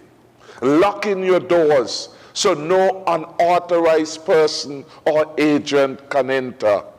Indeed, hide yourselves for a little while until this coronavirus disease has passed. That is the message. Go home. Stay at home. Stop worrying about what is outside. Get on your knees and pray to our God that this difficult time in which we are going, it will not last, and we will emerge from it safer, stronger, and healthier for having taken the wise counsel, knowing law, and provided also in Isaiah 26 and verse 20. Go home. Go home, my brother, sister. Go home, my people of St. Kitts and Nevis. Go home. That is what we are calling upon you to do for a temporary period of time. Go home and lock your doors. Hide yourself as much as possible until this terrible war in which we are engaged would pass. I want, because DuPont raised it, and the Deputy Prime Minister made reference to it again. We are in difficult times. We are in new times. The most powerful country in the world is having a difficulty dealing with COVID-19. The most successful country and economy is that of the United States of America. And in that country, they can't even find enough beds. They can't find enough ventilators. In the most powerful country, life is not as it used to be. And when we look at that news, when we look at what is happening in the United Kingdom, when we look at what is happening in Italy, when we saw the drama and the pressure that occur in China, why are we fussing about some of the things that we know from experience are what must be done here if we are to flatten the curve. So I just want to urge again that we remain calm. St. Kitts and Nevis, we are lucky to have a professional group of health workers who have been providing extremely helpful advice to the government and people of St. Kitts and Nevis. Let us take the advice seriously and let us work on that. Coker asked the question with respect to the self-employed. And as we go through this, as we look back and as we look forward, there are lessons to be learned. We have a social security scheme that has expanded the range of coverage to include self-employed persons. Some persons went voluntarily, signed up. So now there is a difficulty they can draw upon the scheme. Some people, for them it didn't matter. And so now we are in moments of challenge. Their challenge will be greater. Thankfully and luckily for them, we have a team unity government. So there are several other options available to the person who Austin Coker made reference to, who is not registered with Social Security. You can claim the poverty alleviation assistance of $500 a month.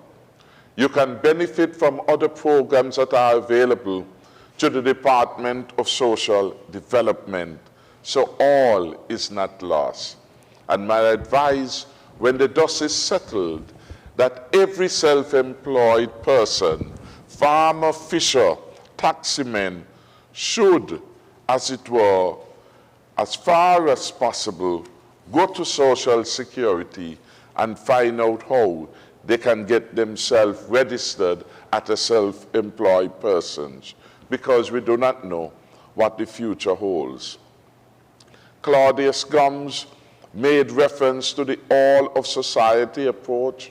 This is welcome, and I want to commend all those entities and individuals who have come forward commending the government for what has been excellent work on behalf of the people. The Chamber of Industry and Commerce have written officially commending the government for the stimulus package, which we unveiled last week. It is the best and most comprehensive package to date in the region. The Bankers Association have commended us, the Evangelical Association, the Christian Council. We have had good support from other entities, appreciating that they too must step up to the plate. They too must join the war against the COVID-19. TDC and SL Horsfords have donated N95 masks. Taiwan has donated 10,000 masks. Rams has donated a ventilator. Ambassador Jasmine Huggins in Taiwan, she has donated 3 ventilators. Kevin Zhang has donated protective gears and 7 infrared thermometers. And the list goes on and on, indicating a strong public-private sector partnership in this fight, in this war against the corona. So I want again to thank all those people. Some persons would have donated. The complete list is not yet put together, since persons have been given to different entities, and that work is being done. But I want to say from the bottom of my heart how grateful we are for our citizens and residents who understand what is at stake. Life as we know it is at stake. The way we do business is at stake. And so we need, again, to, as it were, get up to speed with the times and prepare ourselves to do the best that we can to keep ourselves safe. to the worker who raised the issue with respect to herself and her employer, I would encourage that person to speak with the Labor Department where more particulars of the case can be had and the situation appropriately analyzed. Not having the benefit of the facts in both cases, I wouldn't want, as it were, to give a recommendation other than to let the relevant authority, in this case, the Labor Department, hear the case, and they can give wise counsel with respect to that. I think we have addressed the questions basically that have been put at this particular moment in time, and I want to thank all the callers. Again, as we look and we watch what is happening in Antigua, the intervention in the churches, we know that these are not normal times.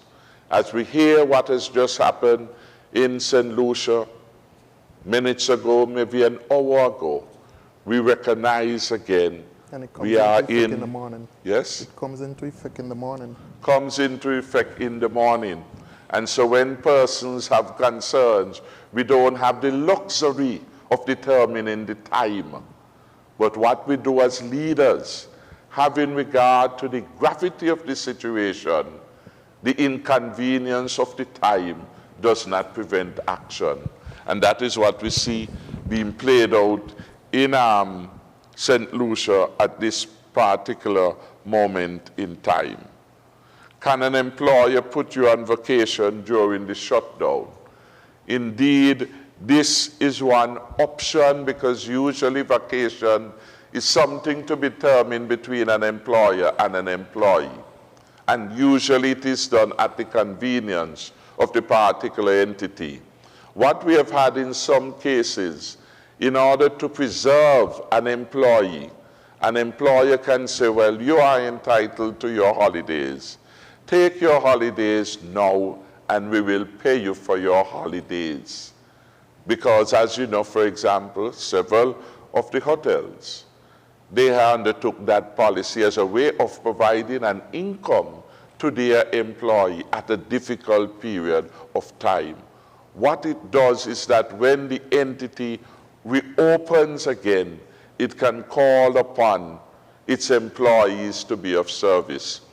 I want to say to people that we have to look at this situation now and for the future. After this, we still have to live together. After this, we still need to have our jobs. Every employer has to operate within the limits of the law. And where an employee feels aggrieved, that employee can seek legal counsel or go to the Labor Department. But generally, as a general rule, an employer can bring forward the vacation or the holiday to which an employee is entitled. We hope that this will be done in a sensitive way and not in a way to punish workers for any decision that they would have made which may not have satisfied the employer. So that is where we are at with respect to this particular matter. We are about to wrap up, and Mr. Chairman, if I could just make a brief closing remarks. We have learned many things from this COVID-19 disease. We have learned and are now in a better position to assess, for example, the strengths of our response system, albeit to a once-in-a-lifetime pandemic of this nature. And certainly, we are going after this pandemic to do a lot of things differently. And we have heard some of them from some of the callers. People now will appreciate that, listen, I am a self-employed person. The Social Security allows me an opportunity to register and therefore to be able to claim some of the benefits that an employee now claims. When they're sick, for example, and they can also get certain other benefits in the long run. So that is something that we are going to revisit. I would say, in wrapping up, patriotism is critical. And the last several months and weeks, we have seen patriotism at its best. We have seen some civil servants giving of all their time and effort, sacrificing to be on top of this particular pandemic, to be able to provide the government with critical advice at critical moment in time. Have they always got it perfectly right? No, no human being will. But their heart and their minds have always been in the best place.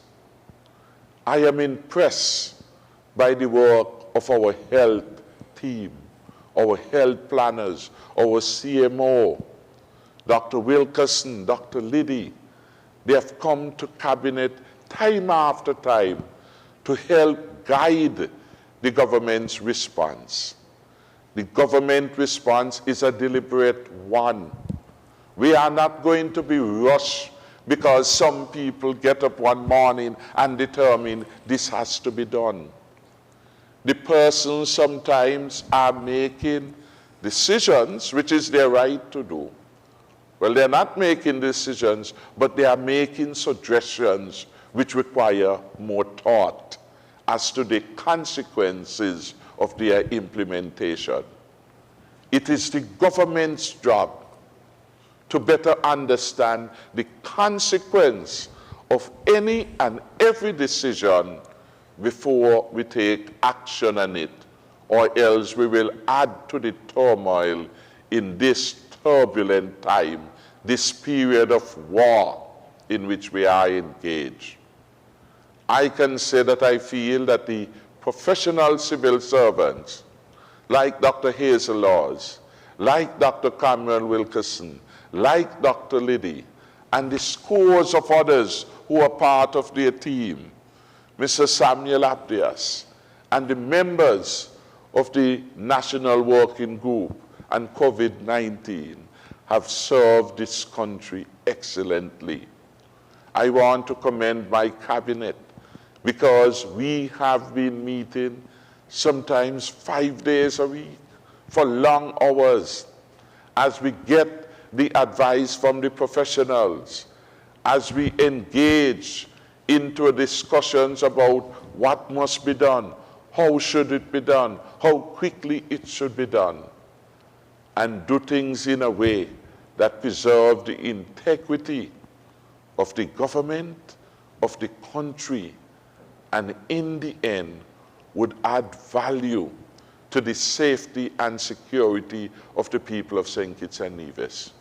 We are not conflicted about our role and duty as a government to ensure that when the dust is settled, the people of St. Kitts and Nevis must be safer, stronger, and healthier as a result of this experience. And so far, the efforts have shown that we were right in our plans to keep the coronavirus disease from our shores for as long as possible. Give time to better our preparation. Today, an independent observer will say that our health system in St. Kitts and Nevis is better prepared than most. And many countries are looking to St. Kitts and Nevis for advice and support. As we sit here, we now have our health personnel, as it were, enhanced by the advent of 34 health professionals who are here. As we now speak in terms of protective gear, and I spoke to the contributions that have come, we are now better placed with respect to that. We are now better placed at our hospitals. We have been able to redesign our A&E to cater for the different cases. Our private ward is ready if needs be. Our plan is working well, and the professional advice that we are or have been given has worked well for us. This is not about politics for the government. There's a larger picture, the health and safety. And when we make a judgment call, all the professional people are involved. It may take a little time, but the judgment is better. So when the police commission, the high command, comes to the government and say, we have indiscipline in the society, we bring them together. We have a discussion. We put hard questions to them. We bring the legal team in. What are the consequences? How will we deal with it? Is there an existing law that helps to remedy the problem, or we need to go to the parliament? Consultations, of course, take priority and brings the best results. The consultation is not just at the federal level, but because we have the best working relationship ever between federal and Nevis Island administration, we also have to ensure that the island of Nevis is not neglected in what we are about to do. Again, consultation takes time, but at the end of the day, you are able to build a consensus that is best for the country. And that is why we are here where we are at. One rule at play, and that is what is happening. In the government, we have consensus. Outside the government, we have consensus. Look at the structures we have put in place. We have the National Working Group, persons from across the various line ministries meeting regularly. We are in constant contact with the church. That is why they have commended us. We are in constant contact with the Chamber and Industry and Commerce, critical stakeholder groups. We have built trust across the society in terms of what we are attempting to do. The most significant danger we face is that of fake news, where people for political purposes are attempting to create fear.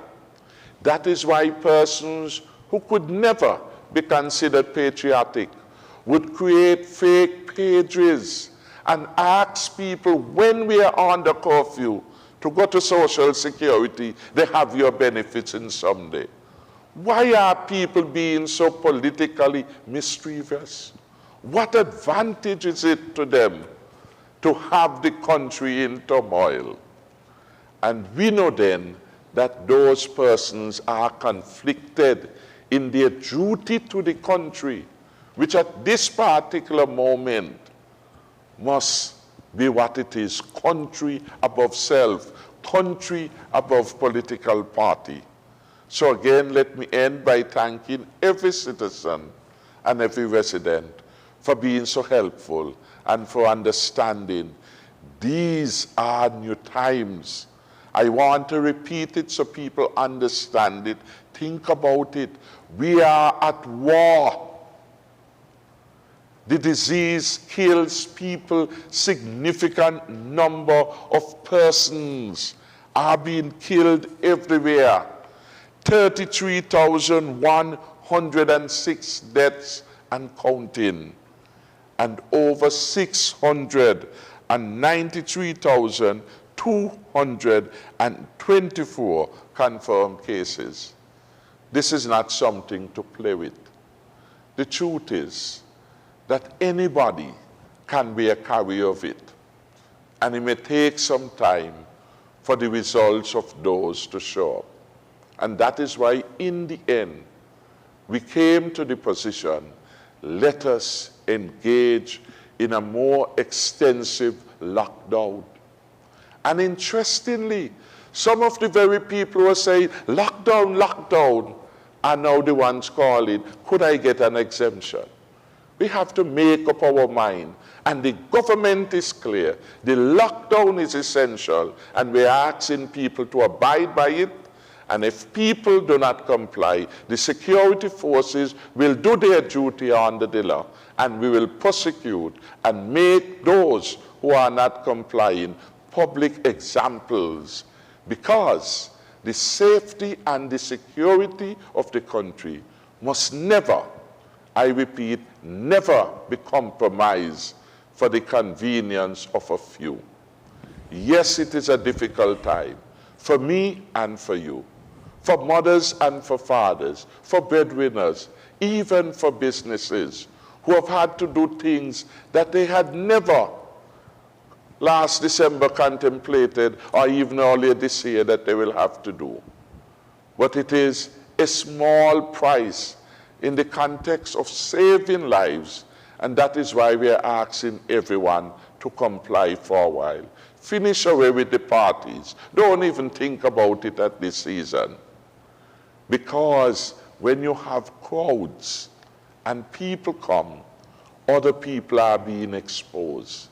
Sometimes not intentionally, but the damage is the same, whether it was intentional or otherwise. People go back in their homes, and their loved ones get infected, scarred. The elderly family become more vulnerable. So all we are asking and pleading, let us for this moment stay at home as much as we can.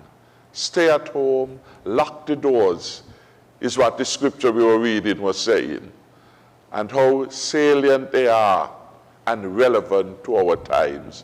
It is a time of danger, and yet all is not lost.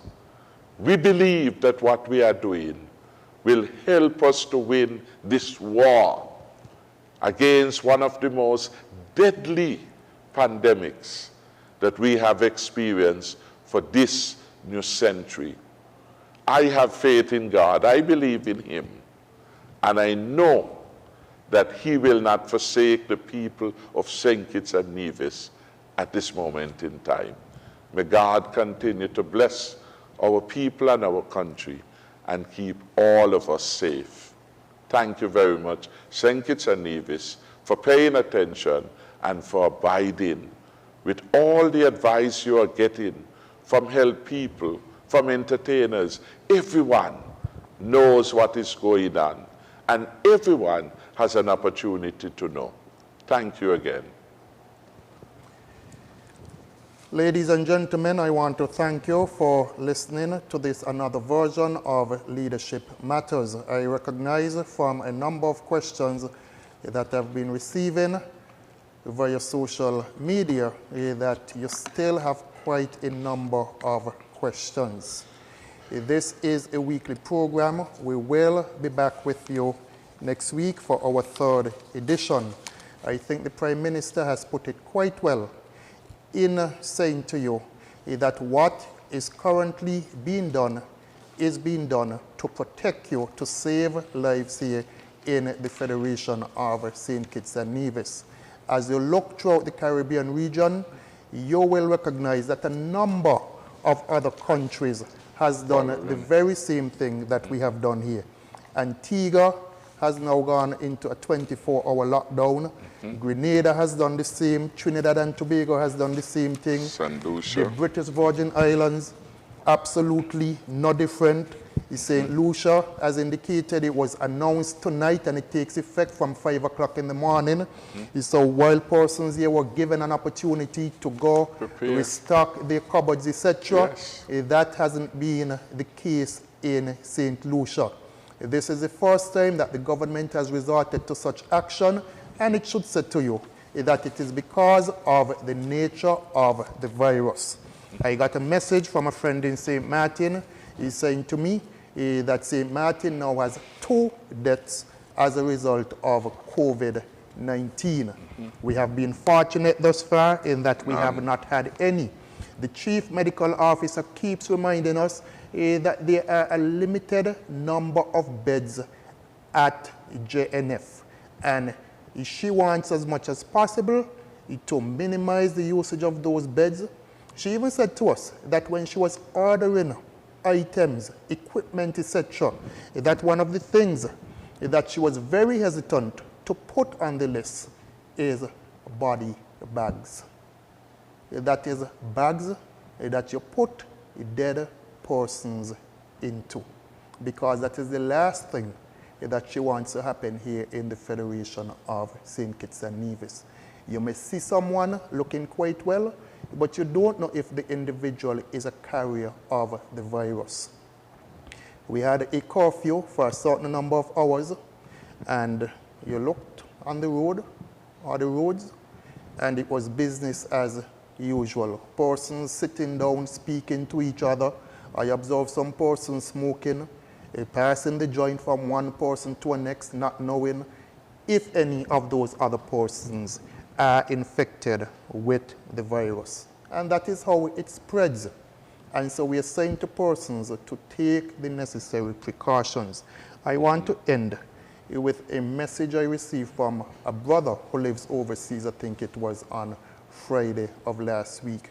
And he was sending me a message which he received from the ex-wife of a mutual friend, and it reads, "Hi world, I don't speak too much on my personal life to social media, but the Lord is using me to get through to some of you. The last 2 weeks have been hell for me and my 7-year-old battling this virus. I went from watching over him as he slept, praying he made it through each night, to fighting for my own life. This is serious out here. Imagine not being able to breathe or talk or even walk without falling over because your oxygen is so low. Imagine being in the hospital and everyone is scared of you. The doctor wouldn't even walk in the room with a mask on. I did everything right. Hands stay washed, kept the house sprayed down. But what I did do was watch over my 7-year-old day and night. I'm not one of those mothers who is just going out to put my already asthmatic child in the bed and just walk away. While he slept, I did not. Instead, I stayed by the bedside, monitoring his vitals. So if that's how I caught this virus, then I took one for the team. Kamari was sick for 13 days, and his virus also turned into pneumonia. But he's doing awesome today, thanks to the good Lord above. I honestly didn't even plan on being here to tell this story today. I thought I was a goner. I just knew it was the end for me. The pain and discomfort was so bad. I wanted to just die and get it over with. I'm not 100% better, maybe only 60%, but I'm thankful I'm here today to let you all know. You now know someone, so take this serious. Please continue to pray for me and my children. I end on that note. I think that is enough of a warning coming from someone who experienced the virus and also her 7-year-old son. Thank you.